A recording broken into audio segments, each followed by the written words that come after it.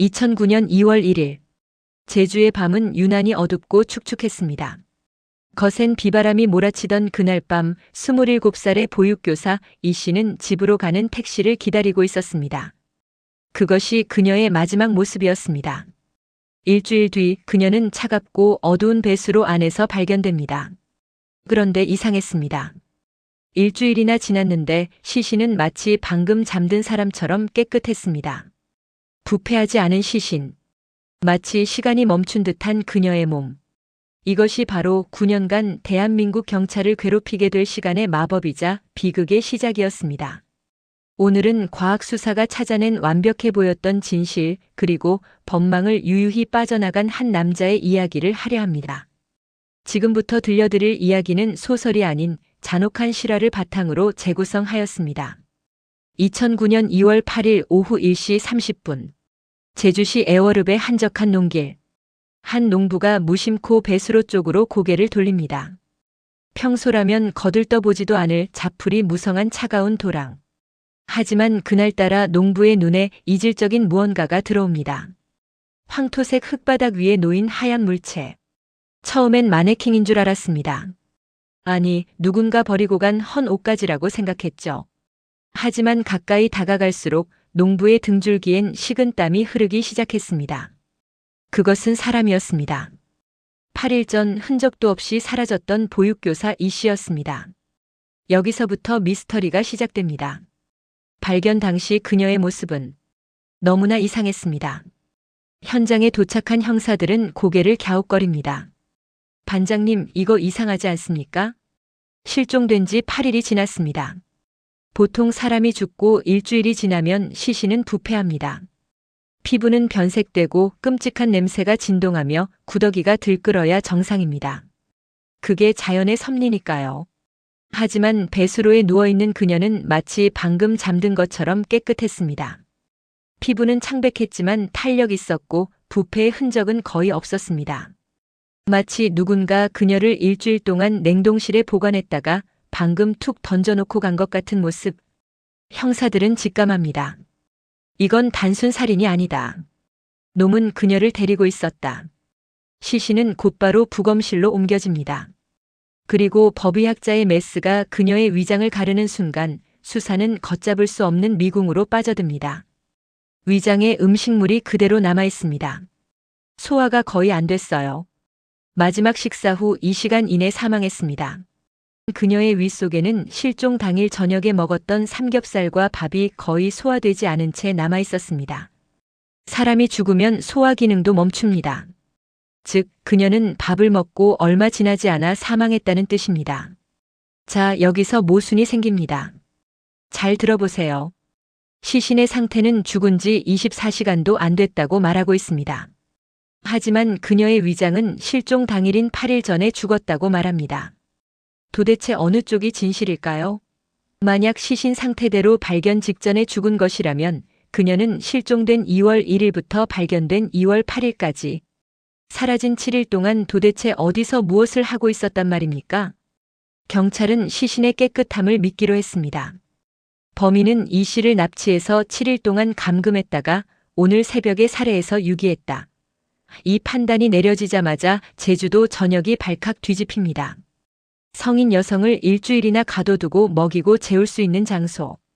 독채 펜션? 외딴 농가? 컨테이너 박스? 수천 명의 경찰이 제주도 바닥을 이잡듯이 뒤집니다. 알리바이가 없는 모든 전과자, 수상한 차량, 인근의 모든 건물을 털었습니다. 하지만 아무것도 나오지 않았습니다. 마치 그녀가 공기 중으로 증발했다가 다시 나타난 것처럼. 목격자도 감금 장소도 비명 소리도 없었습니다. 형사들은 미칠 노릇이었습니다. 도대체 7일 동안 놈은 어디에 숨어 있었던 거야? 경찰이 엉뚱한 곳에서 힘을 쏟고 있는 사이 진짜 범인은 어딘가에서 이 뉴스를 보며 비웃고 있었을지도 모릅니다. 사실 경찰을 속인 건 범인이 아니었습니다. 그녀가 누워있던 그곳 배수로가 범인이었습니다. 우리는 간과하고 있었습니다. 제주의 2월. 매서운 바람이 부는 그늘진 배수로. 현무암 돌틈 사이로 흐르는 차가운 공기. 그곳은 자연이 만들어낸 거대한 냉장고였습니다. 시신은 부패하지 않은 게 아니라 냉동되고 있었던 겁니다. 이 사실을 모른 채 경찰은 존재하지도 않는 감금범을 쫓느라 골든타임을 흘려보내고 있었습니다. 그 사이 범인은 유유히 증거를 없애고 알리바이를 만들고 일상으로 돌아가고 있었습니다. 첫 단추부터 잘못 끼워진 이 사건. 진실을 깨닫기까지는 무려 9년이라는 시간이 더 필요했습니다. 서류 더미 위로 먼지가 뽀얗게 내려앉은 2018년. 제주지방경찰청 미제 사건 전담팀의 불은 꺼지지 않았습니다. 형사의 책상 위에는 9년 전 차가운 배수로에서 발견된 이 씨의 사진이 붙어 있었습니다. 그녀의 눈망울은 여전히 묻고 있는 듯 했습니다. 나를 죽인 사람은 지금 어디에 있나요? 형사들은 결단합니다. 처음부터 다시 한다. 백지에서 시작한다. 그들은 9년 전 수사 기록을 전부 뒤집어 엎었습니다. 그리고 가장 먼저 깨부숴야 할 벽, 바로 사망 추정 시각에 다시 도전합니다. 그들이 선택한 방법은 기괴하고도 처절했습니다. 실제 사건 현장인 에어르 배수로. 형사들은 죽은 돼지와 개를 구했습니다. 그리고 피해자가 입었던 것과 똑같은 옷을 입혔습니다. 똑같은 날짜, 똑같은 날씨, 똑같은 장소. 그들은 그 추운 배수로 옆에 텐트를 치고 밤을 새우며 시신의 온도를 측정했습니다. 1시간, 2시간, 하루, 이틀. 데이터가 모니터에 찍힐 때마다 형사들의 눈이 커졌습니다. 반장님, 체온이 안 떨어집니다. 아니, 냉기가 부패를 멈췄습니다. 빙고.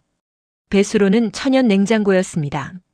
시신이 썩지 않았던 건 범인이 감금해서가 아니라 자연이 보존해준 덕분이었습니다. 이것은 무엇을 의미할까요? 범인이 피해자를 납치해 7일간 데리고 있을 필요가 없었다는 것. 즉, 실종 당일인 2월 1일 밤. 그녀를 태운 마지막 택시. 그 안에 범인이 있었다는 확신이었습니다. 나레이션 수사의 방향이 잡히자 속도가 붙습니다. 하지만 9년 전 CCTV는 너무나 흐릿했습니다. 비 내리는 밤 헤드라이트 불빛만 번져 보이는 수백 대의 차들. 형사들은 이 흐릿한 점들을 현대 과학기술로 복원하기 시작합니다. 수천 번의 돌려보기 끝에 드디어 한 대의 차량이 포착됩니다. 실종 시각, 범행 현장으로 이동하는 경로에 찍힌 흰색 NF 소나타 택시. 이 택시는 아주 수상한 움직임을 보입니다. 손님을 태우고 가야 할 방향이 아닌 인적이 드문 농로 쪽으로 핸들을 꺾은 겁니다. 그 차의 주인. 9년 전 용의선상에 올랐다가 풀려났던 남자. 택시기사 박 씨였습니다. 박 씨. 그는 어떤 사람이었을까요? 9년 전 기록을 다시 들춰보니 소름 끼치는 정황들이 쏟아져 나옵니다. 첫째, 그의 휴대전화. 사건 당일 전후로 통화 기록이 깨끗하게 삭제되어 있었습니다. 택시 영업을 하는 사람이 손님들 전화번호를 몽땅 지웠다? 무엇을 감추고 싶었던 걸까요? 둘째, 갑작스러운 이사.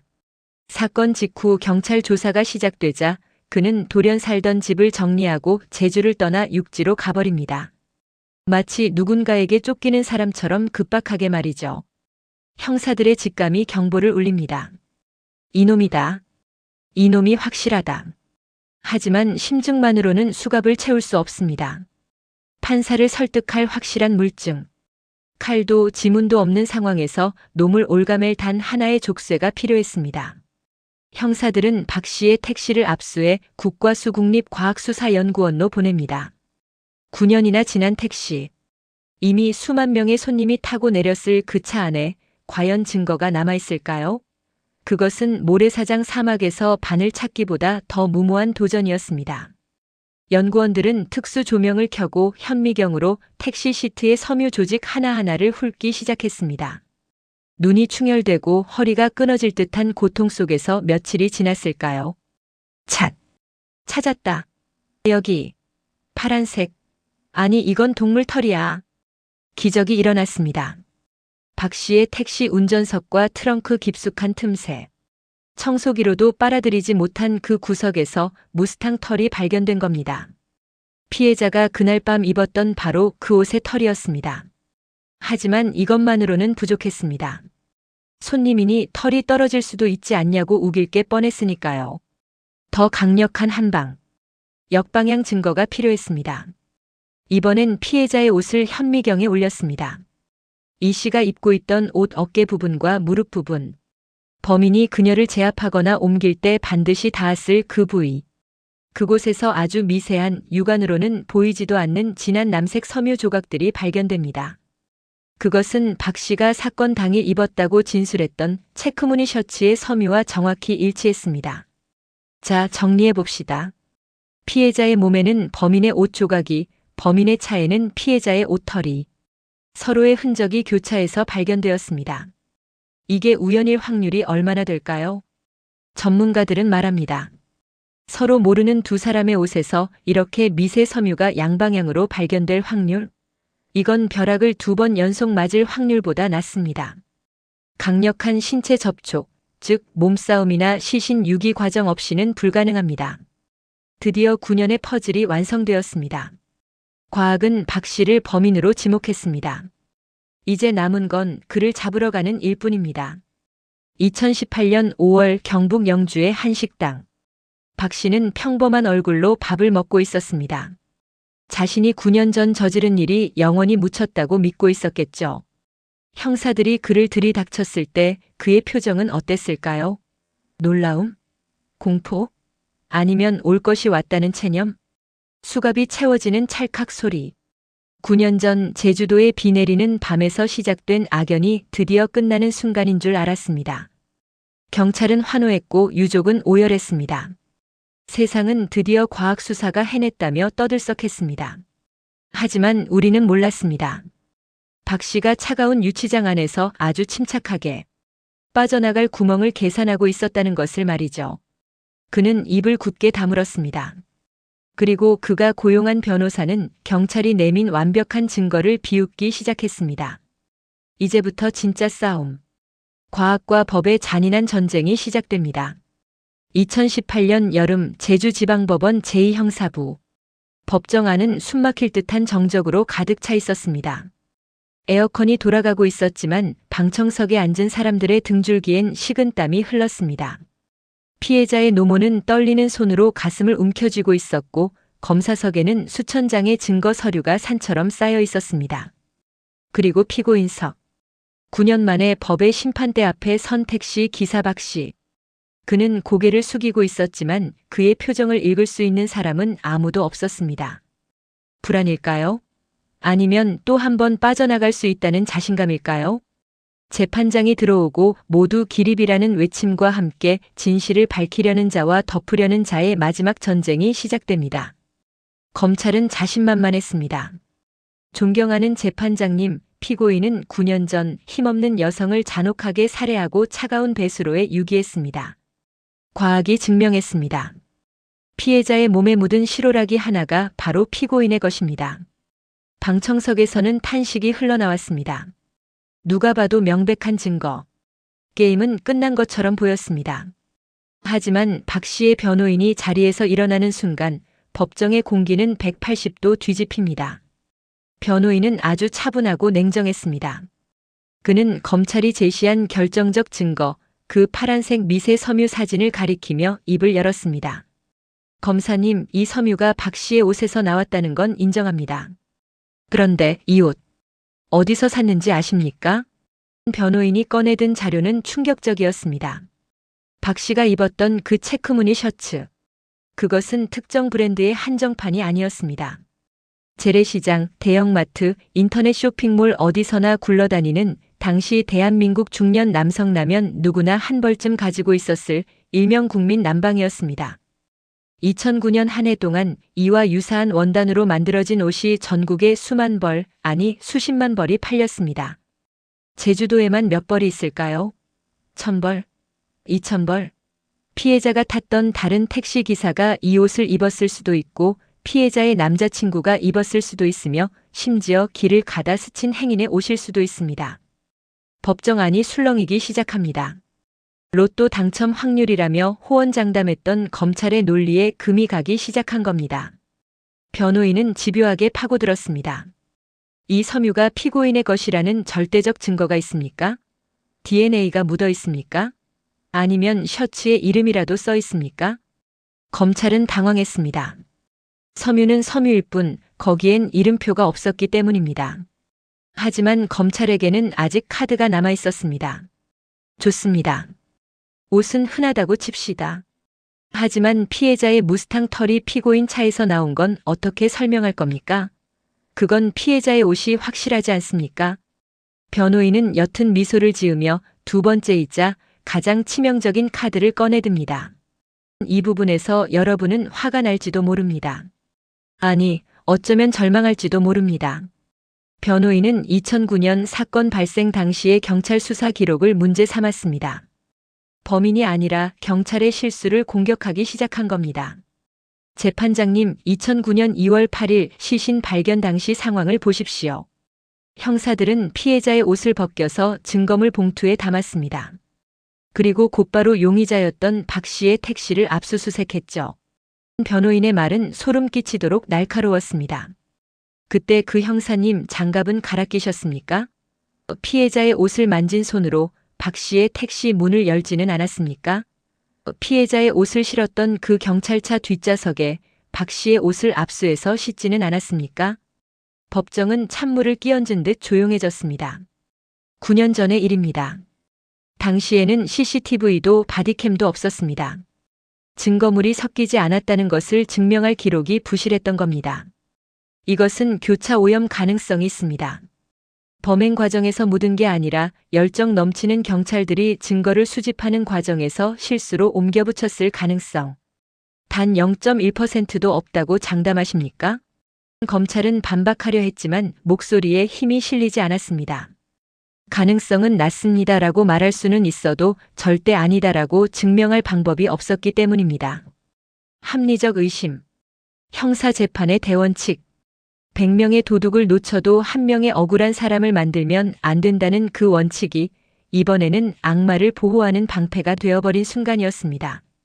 섬유 증거가 힘을 잃자 검찰은 마지막 희망인 CCTV 영상을 들이밀었습니다. 보십시오. 실종 시각 범행 현장으로 향하는 이 흰색 소나타. 이 동선을 보십시오. 하지만 영상 속의 택시는 너무나 흐릿했습니다. 밤비가 쏟아지는 어두운 도로. 헤드라이트 불빛에 번져버린 번호판. 국과수의 최고 기술로도 숫자 하나를 읽어낼 수 없었습니다. 판사가 묻습니다. 이 차량이 피고인의 차량과 동일하다고 단정할 수 있습니까? 영상 분석관은 입술을 깨물며 대답합니다. 차종과 색상은 같지만 번호판 식별은 불가능합니다.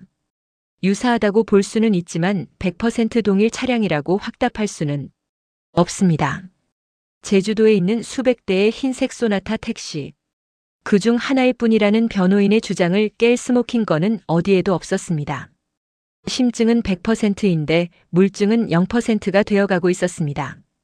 재판 내내 박 씨는 말이 없었습니다. 그는 억울함을 호소하며 울부짖지도 않았고 뻔뻔하게 고개를 쳐들지도 않았습니다. 그저 조용히, 아주 조용히 앉아 있었습니다. 마치 이 모든 상황이 자신과는 상관없는 연극이라는 듯이. 그의 침묵은 무엇을 의미했을까요? 자신이 저지르지 않았기에 할 말이 없는 걸까요? 아니면 법이 자신을 결코 건드릴 수 없다는 것을 알고 있는 자의 여유였을까요? 피해자의 어머니는 피고인석을 노려보다 결국 실신하고 맙니다. 내 딸 살려내. 내 딸 살려내라고 이 악마야. 법정 경위들에게 들려나가는 어머니의 절규가 법원 복도를 가득 메웠지만 박 씨는 끝내 뒤를 돌아보지 않았습니다. 2019년 7월 11일 대법원. 운명의 판결이 내려지는 날입니다. 주심 대법관이 판결문을 읽어 내려갑니다. 그 목소리는 건조했지만 내용은 잔인했습니다. 검사가 제출한 증거들만으로는 피고인이 피해자를 살해했다는 사실이 합리적 의심의 여지 없이 증명되었다고 보기 어렵다. 섬유 증거는 유사한 제품이 시중에 널리 유통되어 있어 피고인의 것이라 단정할 수 없고 증거 수집 과정에서의 오염 가능성 또한 완전히 배제할 수 없다. 따라서 원심의 무죄 판결을 확정한다.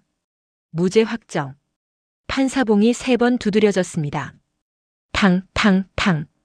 그 소리는 마치 피해자의 관뚜껑을 닫는 소리처럼 들렸습니다. 박 씨는 자리에서 일어났습니다. 수갑은 채워지지 않았습니다. 그는 자유인이 되어 법정 문을 나섰습니다. 9년 전 그날 밤 택시를 몰고 어둠 속으로 사라졌던 것처럼 그는 다시 세상 속으로 우리 곁으로 유유히 사라졌습니다. 사건은 다시 원점으로 돌아갔습니다.